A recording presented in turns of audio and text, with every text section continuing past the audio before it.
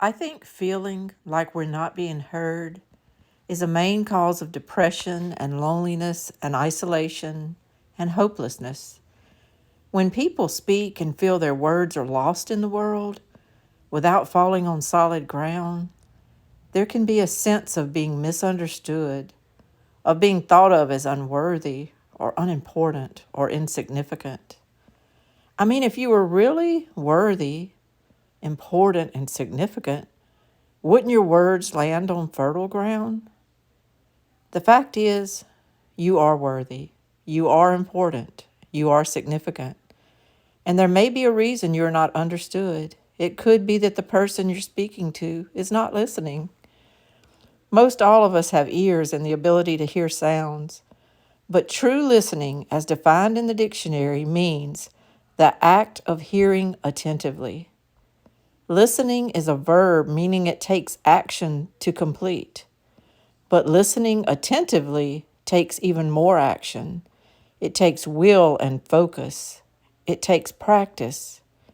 And if we really look into the eyes of the person who is speaking to us and we acknowledge their need to be heard, we add love to the equation. For with love, we can forfeit our need for attention, our need for clarity, our need to stifle or correct their words, and our need to limit their time. Whether it's your spouse, a family member, a friend, a coworker, a fellow parishioner at church or another community member, or just a stranger you may never meet again, love of neighbor gives you the ability to supersede your love of self. Cultivate the skill of listening. Your time, your attention, your compassion, and your openness could change someone else's life.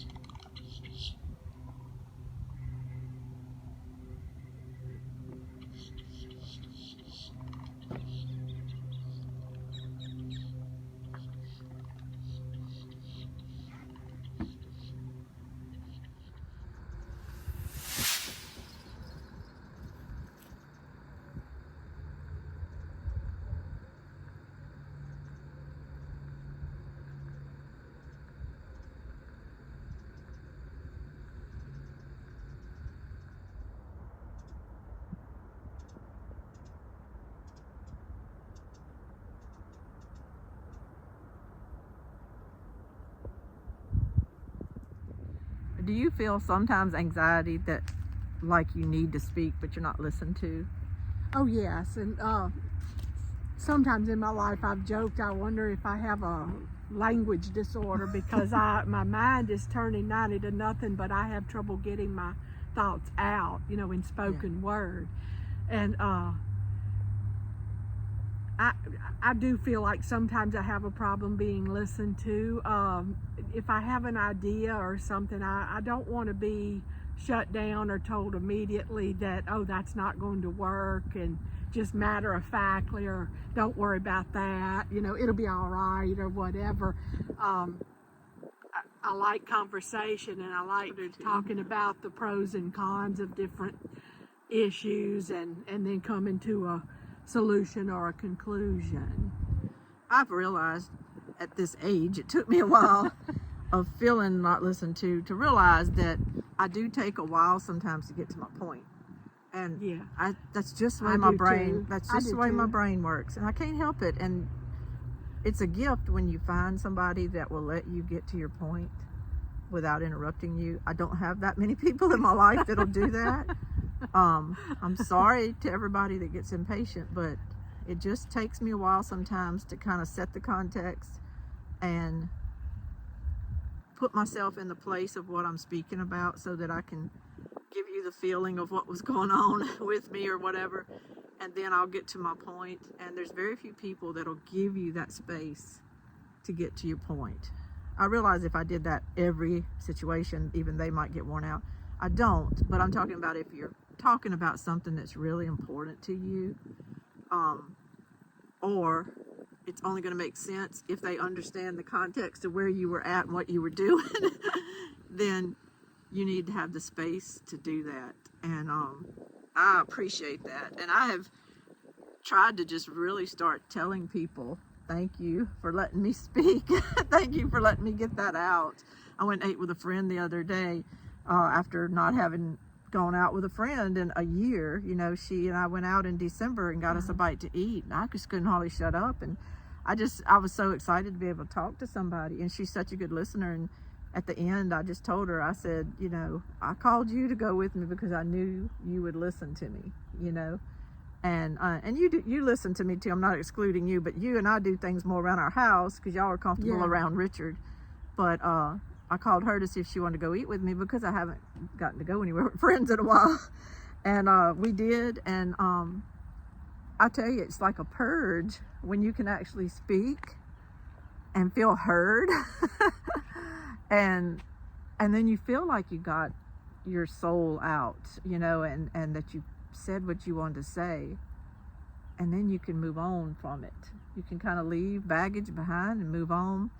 When you don't get to get it out, what you're trying to say, though, to me, you can be with somebody a whole evening, but if they interrupt you or they take what you said and go off on their story or whatever. Or I used to have a very good friend that if her husband walked into the room, I was done. Like, she was done with me. She, you know, in the middle of I could be speaking in the middle of a conversation. If the husband entered the room, it was 100% on him.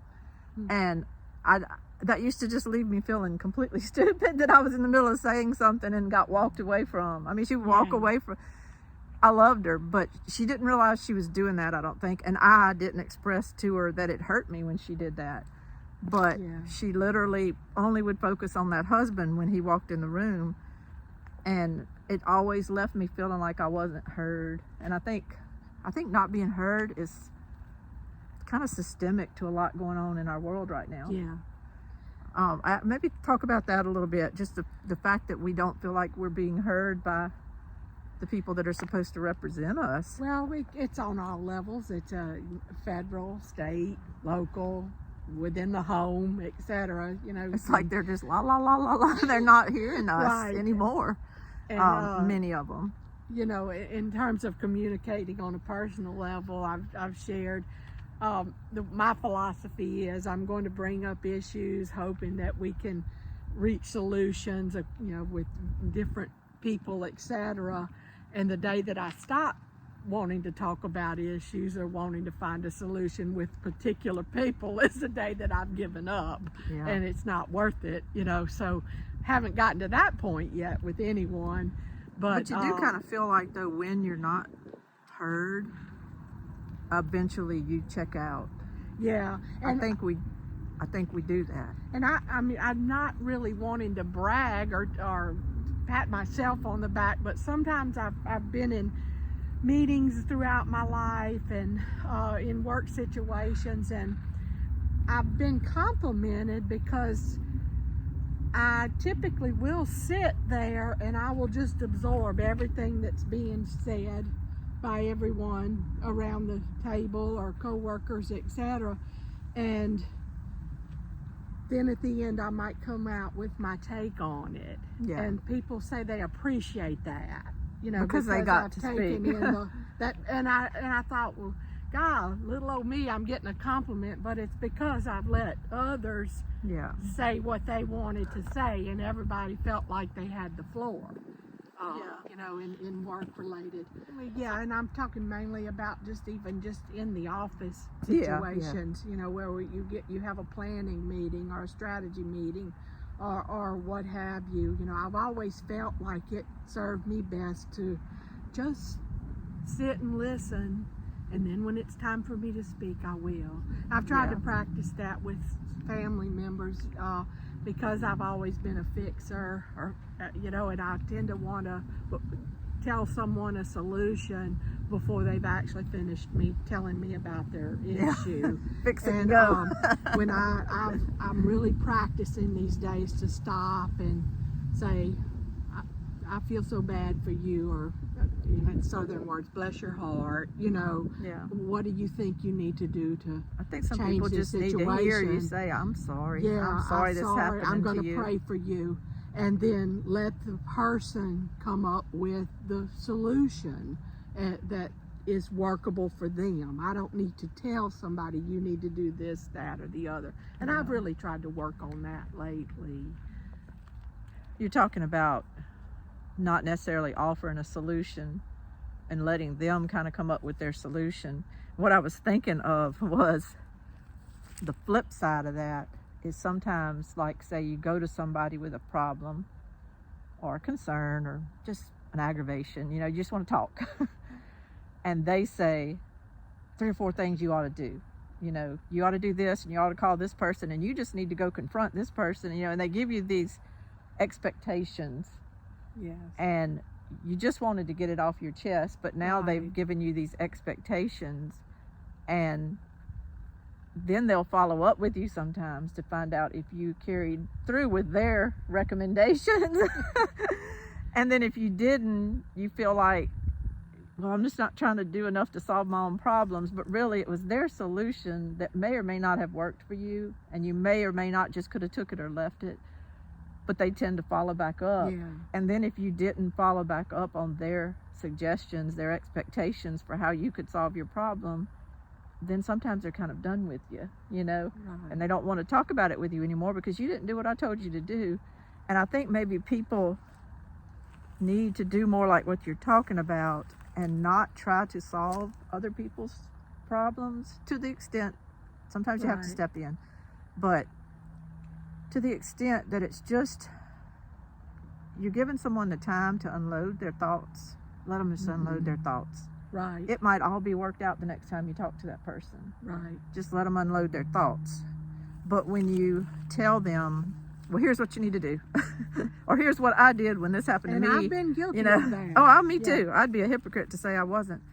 But when you tell people, here's what you need to do, or you need to call this, or you need to do that, then sometimes you're putting pressure on them. Okay, say if that person talking to you is depressed or is feeling withdrawal or loneliness, and instead of just listening, you go ahead and pile a bunch of bricks on their shoulders by telling them this is what you need to do to whoop yourself into shape. Right. They already Right. feel like losers sometimes.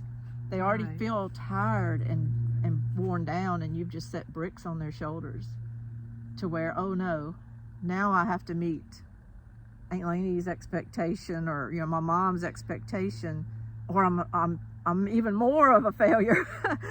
And I think maybe we need to step back sometimes and don't put all that stress on other people, Right. because just the fact that they're coming to you unloading a problem, that's enough. Right. They've got enough Yeah. going on in their mind sometimes. I have some examples that I was thinking about of this, and of just listening to people, and the importance of not putting bricks on their shoulders. And I was thinking of our military. The military has a very high suicide rate, and a lot of times when they get out of service, they'll kind of partner up with a battle buddy, somebody they can call on a dime and say, I don't feel right, I'm depressed, or whatever. And that battle buddy system has kind of been set up to help these soldiers feel like they've got somebody that won't judge them and that'll have their back. And I think that's a good system, because you don't need a battle buddy that'll come in and solve all your problems. You just need a battle buddy that'll help you. And I don't think a lot of people realize, in the farming and the ranching business, I was looking it up on the internet, because I knew that I've been hearing there's like a high suicide rate in the farming community, Wow. and their rate is actually 3 times higher than veterans for the size of the population. Yeah. And per 100,000 people, more farmers commit suicide than veterans. That's terrible. A lot of times it's isolation on their farms, not seeing and interacting with enough people. A lot of times I think it's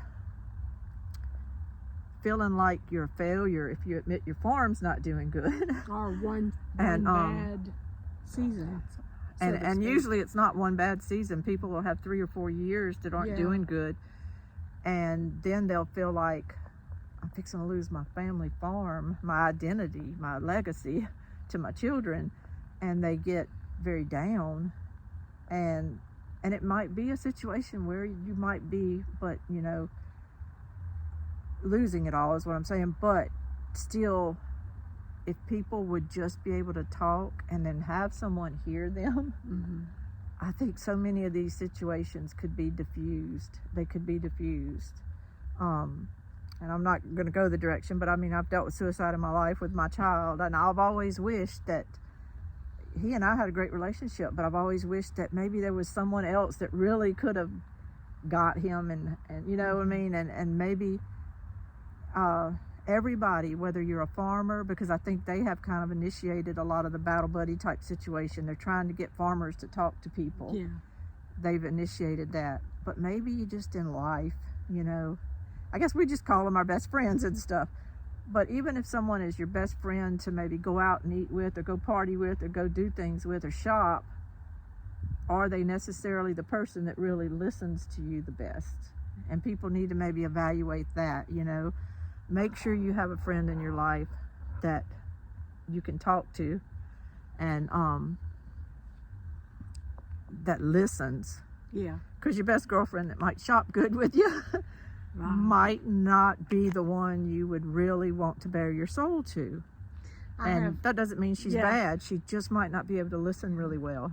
I have 2 life friends, I call them, and we may only see each other 2 or 3 times a year, but we can just talk about anything, and they're my anchor, you know. And I bet when they just see knowing you, that they can they pick up on exist. something, if something's wrong or And not. I know that I can call them at any time, you know, if I needed to talk about something, and just it just helps Yeah. to just have 1 or 2 anchors in your life, you know. I think, speaking of listening and all too, do we listen to God enough? Do we give him enough of our time? I'm very bad about that. I have been trying to get better as far as going. Yeah. Since we can't really go to mass a whole lot anymore because it's not comfortable for Richard. He's not ready to go out publicly and stuff. It's just something we're dealing with. But I have tried to start reading scripture and all. But where I fall through the cracks at is not allowing myself enough silent time. Like even working on this porch, I made myself put my phone inside and not listen to videos and all the whole time, because I tend to like the company of other people talking when I do things. Mm-hmm. And I've just kind of started saying lately, as good as some of those videos are, and I'm learning a lot, I learned so much on YouTube and everything, but silence and letting God have time to talk to me is more important. Yeah. You can do both. You can do both. You don't have to just completely go scratch. Or something as little as, which I try to do, is to pray for those who have brought up issues with me, that have chosen me to tell their issues. And then when I can pray for them, whenever I pray, morning, noon, night, it makes me feel better to know that I've not focused on self, that I've done something, I've prayed for someone else, and that's usually every day. I That don't think try we to realize pray for that. as many people as I can who I know who are hurting. I don't think we realize we could be saving a life sometimes. You know, Yeah. when people, we don't know how down someone really is. I mean, if they tell us they're down, Yeah. then they're probably 4 times more down than they're telling you. Exactly. So just that lunch you have with them, or just listening and letting them unload it, Yeah. might buy them enough time to come back up. You know, we're not at fault if we don't fix people, but I'm just saying you just don't realize how much just your time just your time, because people are always so busy, and they're always looking at their phones, and they're always jumping to the next thing, to really look into somebody's eyes and realize they need me. Yeah. Let me stop. You know, let me stop. Yeah. And I'm guilty. You know, I'm guilty of not doing it sometimes. I'm guilty of letting my own day get in my way sometimes. But like you said, when you pray for the people that come to you and you say, did I listen to them, then you start being more aware of it. It's a discipline to listen. It is. It is. Listening does not come easy. So we hear I- stuff, you know, we my don't necessarily strategy- listen. Yeah, just my strategy right now is to focus on the personal level, personal relationships, business relationships as we're out in the business world. And then continue to pray for our national situations and do what we talked about in another video. Continue to write letters and simply ask our politicians, please listen to me. And tell them, Please listen to me. Please make a discerning decision. and just tell them we don't feel you're listening, because And they might not really understand that we feel that way. Yes. I think we can't expect people to think they not going to understand how we feel unless we say something. Yeah. And that's something I'm guilty of too, is being aggravated Yeah, about but- something when I really never said anything to the person. You know, I mean, how many of us can have a fight with our husband when he's not even home, he's at work, but we're fighting with him in our mind, and then when they get home, you know, we're already mad and they don't even know what we're talking about. Because you gotta say things to people, you gotta tell them what's going on, or they're not in the loop with what you're Right. saying. Yeah. And they can't be responsible for listening to you and helping you when you're not speaking to them. So I mean, people have to. Yeah.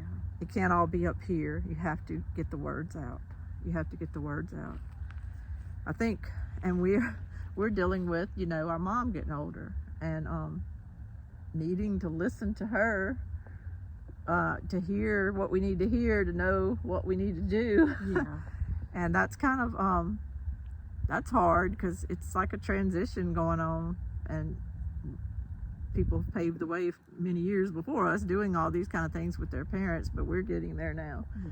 And you're transitioning from, you know, them having complete control of their lives to us kind of having to step in and stuff, and it's like listening comes in handy. Yes.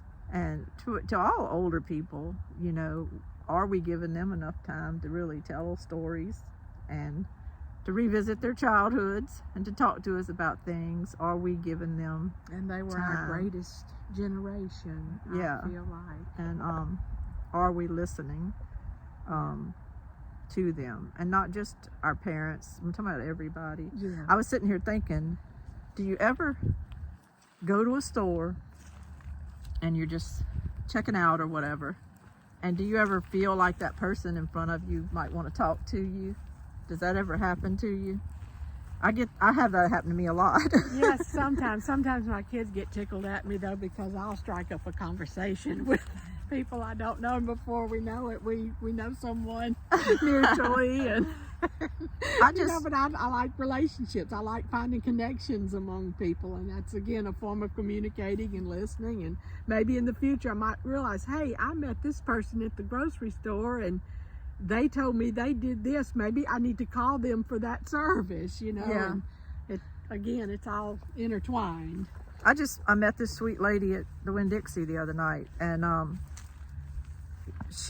only had a cake in my hand. She had a couple things in her buggy, and she was like, you go ahead and go. And I said, oh no ma'am, I'm fine. You know, I said, I'm just avoiding the self-checkout. I said, I'm good, I can wait, because I could have went to the self-checkout.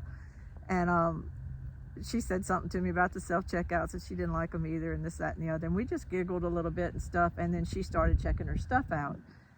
And it hit me while she was checking her stuff out. I'm like, she's going to turn around and tell me bye, because I could just tell she just appreciated me talking Yeah. to her. Right. And so I didn't do anything. I just waited for her to she did her credit card and everything. And then she even pushed her buggy forward, and I was like, well, I was wrong. She's not going to say nothing. And when she turned to leave the little inlet to the cash register, she turned around and said, it was so nice talking to you. And I said, you too. I said, you have a great weekend. And she said, thank you. And she left. But I could just tell she Yeah. appreciated me Yeah. talking to her. I had no idea. She might have just been very kind. Right. But you don't have an idea when you even go anywhere as to who's crossing your path and who Right. God might want to link you up with because they need something, or you might need it. Right. And you get linked up with them in this way the world works, and two strangers all of a sudden smiling at each other and connecting. And I think it's simply because on some level we might not understand, we felt like we heard each other.